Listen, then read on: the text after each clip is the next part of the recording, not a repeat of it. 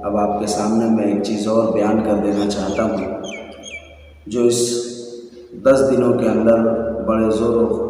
شور کے ساتھ اور بڑے جوش و خروش کے ساتھ انجام دیا جاتا ہے، وہ ہے تعزیہ داری کی بدعت۔ معلوم ہونی چاہیے کہ تعزیہ داری کی بدعت جو علم اور شدے نکالے جاتے ہیں،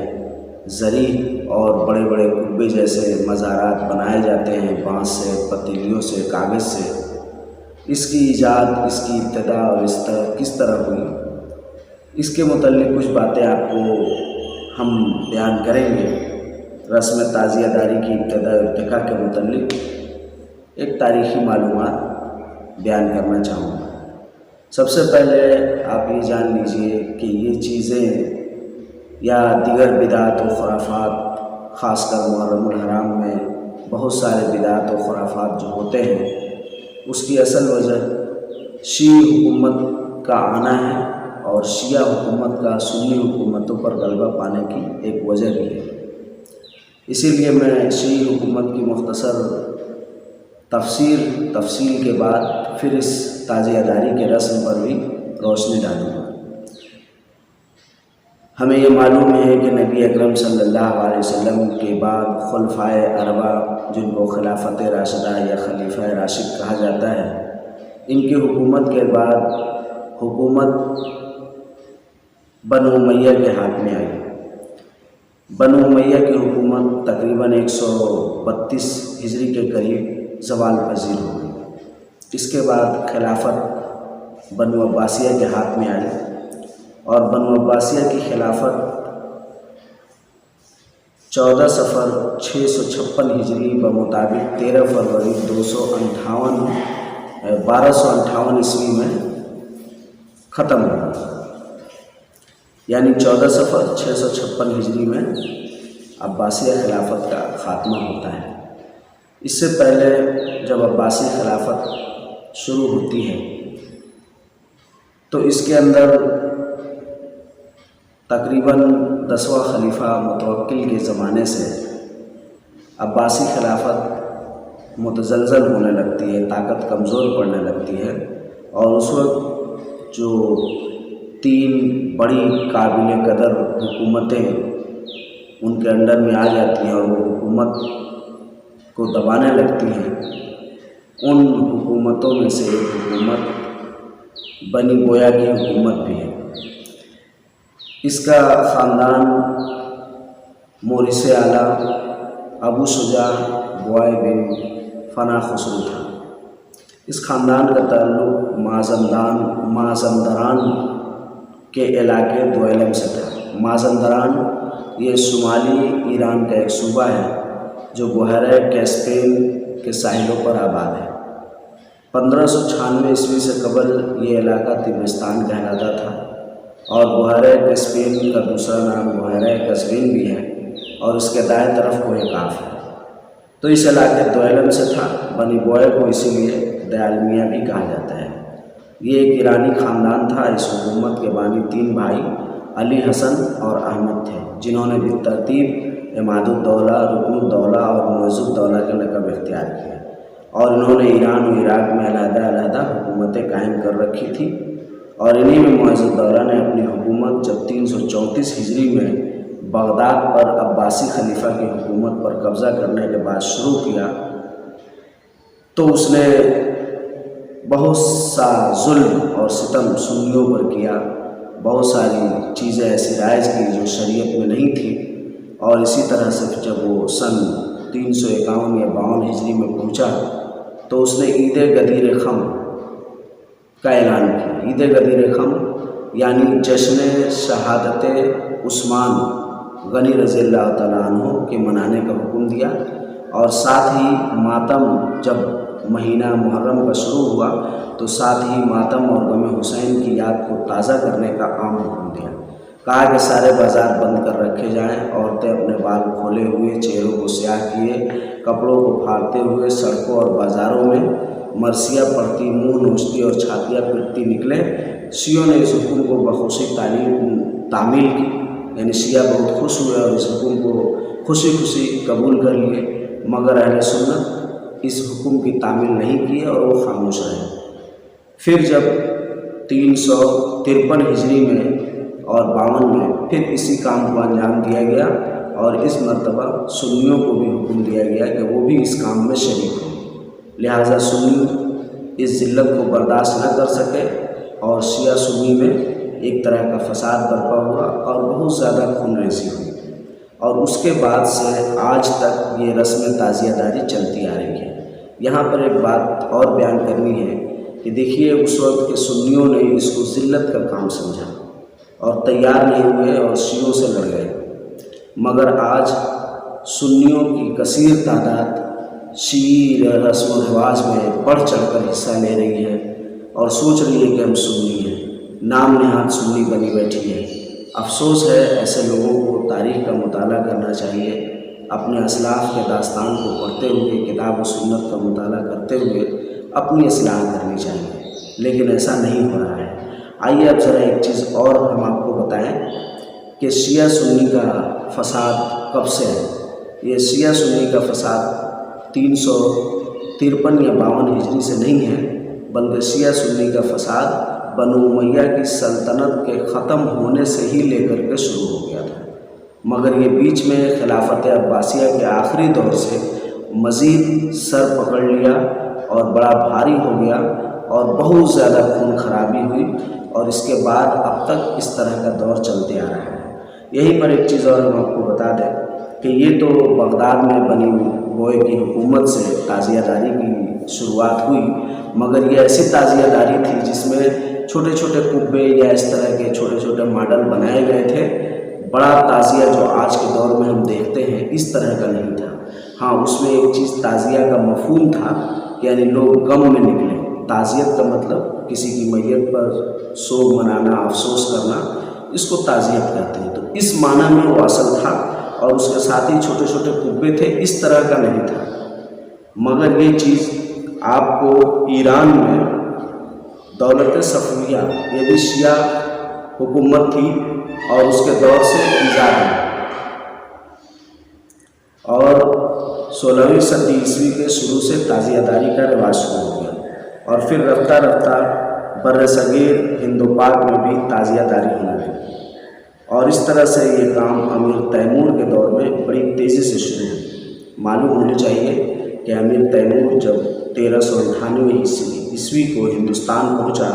تو اس کے ساتھ 98,000 فوج بھی ہندوستان ہے، اور اس فوجوں کے یعنی اس نے اپنے آپ کو شہنشاہ کا لقب دیا اور بڑا خوش ہوا کہ ہم نے بہت سارے جگہوں کو فتح کر لیا، اور پھر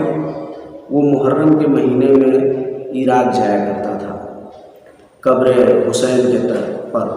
لہٰذا جب وہ یہاں آیا اس وقت اس کی طبیعت ناساز تھی، اور اس کے حکماں نے اس بات کا اندازہ لگاتے ہوئے کہا کہ آپ کو دل کی بیماری ہے، لہٰذا آپ کو ابھی وہاں جانا مناسب نہیں ہے، آپ کے لیے خطرہ ہو سکتا ہے، لہٰذا آپ آرام کریں، اگلے سال چلے جائیں۔ جس سے اس کو بہت غم ہوا، رنجیدہ ہو گیا کہ اس مرتبہ میں نہیں جا سکوں گا۔ تو درباریوں نے، حواریوں نے سوچا کہ بادشاہ اتنا غمگین ہے تو اس کے لیے کچھ کرنا چاہیے تاکہ اس سے وہ خوش ہو جائے۔ لہٰذا ان لوگوں نے اپنے فنکاروں کو، آرٹسٹوں کو، ماڈل بنانے والوں کو بلایا اور کہا کہ عراق میں جو قبر کی شبیہ ہے اس کو یہاں تم بناؤ خوبصورتی سے۔ تو ان لوگوں نے خوبصورتی کے ساتھ بنانے کے ساتھ ساتھ بڑے قبے بھی اس پر بنا دیے، جس کو زبردست طریقے سے بنایا گیا، بانس سے، کھپچیوں سے، لکڑیوں سے، کاغذوں سے ملا کر کے، اور بڑا خوبصورت بنا کر اور بڑا وسیع پیمانے پر بنا کر کے سن 801 ہجری میں اس کے سامنے پیش کیا گیا۔ یہ ہے وہ تعزیہ داری جو موجودہ دور میں ہوتی ہے۔ اس سے پہلے اس طرح کی تعزیہ داری نہیں تھی۔ تو یہ موجودہ دور میں جو ہوتی ہے امیر تیمور سے ہندوستان میں شروع ہوا اور آہستہ آہستہ بر صغیر ہند و پاک میں پورے زور و شور کے ساتھ پھیل گیا۔ بادشاہ دیکھ کر امیر تیمور بہت خوش ہوا اور انعامات بھی دیے۔ اس طرح سے یہ چیز چلا۔ اسی طرح یہ بات بھی آتی ہے کہ ملتان میں تعزیہ داری کی ابتدا مصر اور شام میں فاطمیوں کی حکومت کے قیام کے بعد 366 ہجری میں شروع ہوا، لیکن پھر محمود غزنوی جو اہل سنت والجماعت سے تعلق رکھتا تھا، اس نے ان سب چیزوں کا خاتمہ کرا دیا اور ملتان میں اسماعیلی حکومت کے خاتمے اور اسماعیلی پیشواؤں کا صوفیانہ شکل اختیار کرنے کے بعد صوفیوں کی درگاہوں اور سنی بادشاہوں کے قلعوں پر صرف عشرہ محرم میں عیزہ داری کا تذکرہ ہونا شروع ہو گیا، یعنی تعزیہ وزیہ ختم ہو گیا، اس طرح کا عالم شدے یہ سب نہیں اٹھتے تھے، صرف تذکرہ ہونا شروع ہو گیا اور اسی طرح رہا یہاں تک کہ یہ چیز اب وہاں سے کاپی کر کے جنوبی ہندوستان میں چلی گئی۔ جنوبی ہندوستان دکن کے شیعہ ریاستوں میں زیادہ منظم ہو گئی اور وہیں سب سے پہلے امام باڑہ بنا، عاشورہ خانہ بنا، جس کو امام باڑہ آج کے دور میں کہا جاتا ہے، قائم ہوا اور پھر تیمور کے دور سے مغلیہ سلطنت میں بھی آ گیا اور بہت دنوں تک یہ رہا، آج بھی موجود ہے۔ بہت سارے سیاحوں نے اس وقت کے مطلب مغلیہ دور کے سیکولر طرز کے اکھاڑوں کا، محرم کے جلوس کا، تعزیہ کا ذکر کیا اپنے سفر ناموں میں، جیسے محمد بلخی جو 1 محرم الحرام 1035 ہجری بمطابق 3 اکتوبر 1625 عیسوی کو لاہور پہنچا تو لکھتا ہے کہ ہم نے دیکھا کہ سارا شہر محرم منا رہا تھا اور 10ویں محرم کو تعزیہ نکالے گئے، تمام دکانیں بند تھیں اور اسی طرح کا کچھ ایسا منظر 1620 عیسوی کے عشرے میں آنے والا ڈچ سیاح پیلیس شاپ نے بھی آگرہ میں آ کر دیکھا ہے، جس کی اس نے تفصیل لکھی ہے۔ تو یہ ہوا ہندوستان اور ملتان میں، مگر ملتان کے تعلق سے ایک اور روایت بھی آتی ہے، وہ اس طرح کے اس روایت کے مطابق نواب مظفر خان کے دور تک سرکاری مذہب اہل سنت والجماعت رہا، اس لیے شہر میں تعزیہ نکالنے کا رواج اور دستور نہیں تھا، لیکن ایک شخص آیا ان کے دور حکومت کے آخر میں، وہ سید لال شاہ موسوی، یہ پہلا شیعہ تھا جو ملتان میں آیا اور لوہاری دروازے کے سامنے تعزیہ داری کی رسم کی ابتدا کی اور تھوڑا بہت اس کو اپنے اعتراضات کا سامنا کرنا پڑا، لیکن وہ اپنے کام میں مست رہا اور کچھ لوگ خفیہ اس کی حمایت بھی کرتے رہے، یہاں تک کہ اس نے کئی ایک امام باڑے اور چھوٹی چھوٹی جگہیں بنایا اور کہا کہ نہیں، شہر میں نہیں گھمایا جائے گا، یہی رکھا جائے گا، یہ وہ کہہ کے سمجھا بجھا کے جیسے بھی لوگوں کو بیوقوف بنا کر کے اور کچھ چیزوں کو جاری کیا، یہاں تک کہ جب وہ 1305 ہجری میں جب وہ مر گیا تب تک اس کی تبلیغ کافی پختہ ہو چکی تھی اور ملتان میں بہت جگہ جگہ کیا ہوا تھا، بہت سارا امام باڑہ اور تعزیہ نکالنے کا چبوترا وغیرہ بن چکا تھا۔ تو اس طرح سے تعزیہ داری کے رسم کو نبھایا گیا اور اس طرح سے صحابہ کرام کو گالی دی گئی۔ حضرت عثمان غنی رضی اللہ تعالیٰ عنہ، حضرت معاویہ رضی اللہ تعالیٰ عنہ اور دیگر صحابہ کرام پر طعن و تشنیع کیا گیا اور شیعی حکومت جو یہ 334 ہجری میں شروع ہوئی بغداد سے، اس نے پوری دنیا پر آہستہ آہستہ اپنا تسلط جمایا جہاں تک اسلامی خلافت تھا، اور ان سب اسلامی خلافتوں میں بہت سارے رسم و رواج، بدعات، شعبان کا، شب برات کا اور دیگر واحیات اور خرافات کو ان لوگوں نے انجام دیا۔ ایک تو سرکاری طور پر، ملی طور پر بدعات و خرافات کا بازار گرم کیا گیا اور ایک انفرادی طور پر بھی شرک و بدعات اور خرافات کا بازار گرم کیا گیا۔ اس طرح شیعہ حضرات نے جو کئی سالوں تک حکومت کی ہے، سنیوں کو پورا دبا دیا اور اس طرح کی بدعتوں کو انجام دیا، اور تاریخ گواہ ہے کہ یہ ساری چیزیں کیا ہیں، بدعت و خرافات ہیں، اور تاریخ صاف صاف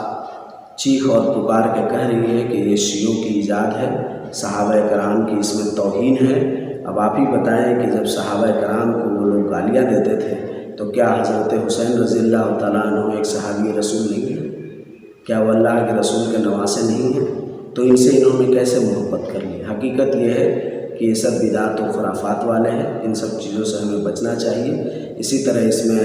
رسم مہندی اور نہ جانے کون کون سی چیزوں کے رسم کا ایجاد کیا گیا، شادی کرایا گیا، تو نہ جانے بہت سارے چیزیں ہیں، نظر و نیاز ہے، تب چبوتروں پر تعزیہ ہے۔ حالانکہ آپ دیکھیں جو مسلمانوں کا جو طبقہ آج اس میں زیادہ ملوث ہے وہ ہے بریلوی طبقہ۔ بریلوی طبقہ اس کو خاص کر کے بڑی زور و شور سے مناتا ہے۔ حالانکہ ان کے امام بانی و مبانی احمد رضا خان فاضل بریلوی، جن کو اعلیٰ حضرت کہتی ہے بریلوی جماعت، وہ اپنی کتاب فتاوی رضویہ میں احکام شریعت میں خاص طور سے اس کی تردید کی ہے، بلکہ انہوں نے تعزیہ داری کے خلاف میں ایک کتاب ہی لکھا ہے جو فتاوی رضویہ کے اندر موجود ہے، آپ دیکھ سکتے ہیں۔ اس میں انہوں نے صاف طور پر لکھا ہے کہ یہ شیعوں کا بنایا ہوا ہے، سنیوں کو اس سے اعتراض کرنا چاہیے، اس مسجد میں جانا نہیں چاہیے، فاتحہ نہیں کھانا چاہیے، اس کا نہ فاتحہ اس پر کرانا چاہیے، یہ ساری تفصیل موجود ہے۔ ہاں، مگر ایک چیز اور بھی موجود ہے جس کو آج یہ لوگ نکال رہے ہیں، وہ یہ کہ انہوں نے ایک چھوٹا تعزیہ بنا کر رکھنے کو کہا ہے فتاوی افریقیہ میں۔ تو آپ غور کیجئے کہ ان چیزوں کے مخالف تو تھے، مگر وہ بھی تھوڑے سے شیعت فکر سے پریشان ہونے کے بعد یہ چھوٹا سا ایک فتویٰ بھی دے دیا کہ نہیں، چھوٹا سا ایک ماڈل بنا کے رکھ سکتے ہو۔ بہرکیف کتاب و سنت کے اس پر کوئی دلیل نہیں ہے، تعزیہ بنانا ایک بت ہے، یہ قبر پرستی کی ایک جدید شکل ہے جس کو امیر تیمور اور بنی بوائے، آل بوائے اور معز الدولہ اور اس کے خاندان والوں نے، اور جہاں جہاں شیعی حکومت تھی ان حکومتوں نے اس کو رواج دیا۔ یہ صوفی قبوری تھے اور یہ قبر پرستی کا ایک نیا ڈھونگ رچا گیا تاکہ لوگوں کے اندر قبر پرستی کو اچھی طرح سے رواج دیا جا سکے۔ اسی میں ایک چیز اور بھی نوٹ کرنے والی ہے کہ کچھ ہندوؤں میں ایک گروہ بھی ہے جو اپنے آپ کو حسینی برہمن کہتا ہے۔ ان کا کہنا ہے کہ ان کے آبا و اجداد کربلا کے میدان میں حسین ابن علی کے شانہ بشانہ لڑے ہیں اور لشکر یزید سے لڑ کر اپنی جان کو گنوائے ہیں۔ تو غور کیجئے کہ وہ ہندو بھی تعزیہ بناتے ہیں۔ اس طرح سے ہندوستان میں تعزیہ داری کا رواج ہے اور اس طرح ان جگہوں سے آیا، لہٰذا یہ مختصر رسم تعزیہ داری کی ابتدا و ارتقاء کے متعلق ہم نے آپ کو ایک تاریخی معلومات پیش کی ہے۔ اب اس سے ضرورت ہے کہ ہم اپنے آپ کو بچائیں اور صحیح تاریخ کے مطالعے کے بعد کتاب و سنت کی طرف راغب ہوں تاکہ ہم صحیح کام کر سکیں۔ آپ کو معلوم ہونی چاہیے کہ کل 9 اور پرسوں 10 محرم ہے، لہٰذا آپ ان لغویات سے بچتے ہوئے 9 اور 10 محرم کا روزہ رکھنے کو شریعت نے کہا ہے، آپ اس کی پابندی کیجئے۔ اگر 11 کو رکھ لیتے ہیں تو اور اعلیٰ درجہ ہے، اور اس طرح آپ 3 روزے یا 2 روزے رکھ کر اپنے ایک سال گزشتہ پچھلے 1 سال کے گناہوں کو معاف کرائیں اور ان اللہ معجور ہوں اور ان بدعات و خرافات سے بچیں۔ آپ کو معلوم ہونی چاہیے کہ احمد رضا نے جو باتیں اپنی کتاب میں تعزیہ کے متعلق لکھی ہیں وہ بریلوی علماء کے لیے ایک لمحہ فکریہ ہے، اور اس کا ہم لنک اپنے ڈسکرپشن میں دے دیں گے، PDF فائل، اس کو آپ پڑھیے۔ ہم نے ان ساری چیزوں کو جمع کیا ہے، دیکھیے اور دوسروں کو بھی شیئر کیجیے تاکہ معلومات میں اضافہ ہو۔ تعزیہ اور محرم کی حقیقت خود اس جماعت کے نزدیک غلط ہے جس کے افراد اس میں سب سے زیادہ ملوث ہیں۔ اس لیے اللہ سے ہم دعا کرتے ہیں کہ اللہ نے ہمیں ان فتنوں سے بچایا، اہل حق بنایا، الحمدللہ۔ اور اے اللہ، جو ہمارے مسلمان بھائی کسی بھی طرح سے اس فتنے میں ملوث ہو گئے ہیں، گناہ گار ہو رہے ہیں، محرم کی حرمت کا خیال نہیں رکھ رہے ہیں، اے اللہ تو انہیں اس بات کی توفیق دے کہ وہ محرم کی حرمت کا خیال رکھے، اس میں وہی کام کرے جو شریعت نے انہیں پابند بنایا ہے، اور ان لغویات و خرافات سے بچے جس سے شریعت خاموش ہے یا جس پر شریعت نے وعید شدید سنایا ہے، مثلاً نوحہ گری کرنا، رونا، نوچنا، پیٹنا، بال کو پھاڑنا، اس طرح کی چیزوں سے ہمیں پرہیز کرنا چاہیے۔ آخر میں اللہ سے دعا ہے کہ اللہ ہم سب کو نیک عمل کرنے کی توفیق عطا فرمائے، ہمارے ایمان اور اعمال کی اصلاح فرمائے، اور ہمیں محرم الحرام کی حرمت کا تقاضا اور اس کے تقدس کو سمجھنے کی توفیق عطا فرمائے۔ آمین و آخر دعوانا